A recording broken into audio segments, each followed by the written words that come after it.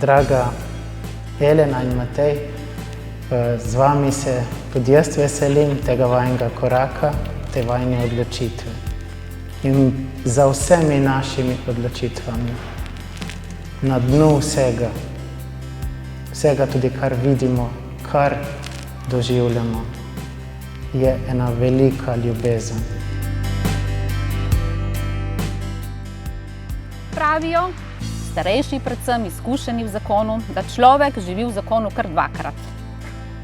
Prvič sam zase in drugič živi zaljubljeno osebo, s katero deli srečo in težave in kateri daje, da bi lahko tudi sam od nje prejemal. Tudi vidva, ki sta doslej živela vsak zase in vsak po svoje, od danes dalje postajata v zakonu nekaj več.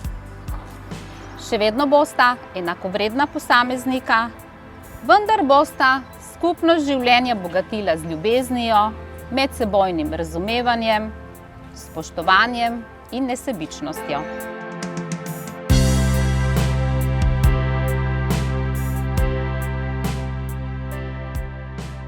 Jaz, Matej, Jaz, Elena, sprejmem tebe, Eleno, za svojo ženo, sprejmem tebe, Matej, za svojega moža in ti obljubim, da ti bo nastal zvest v sreči in nesreči, v bolezni in zdravju, da te bom spoštovala in ljubila vse dni svojega življenja.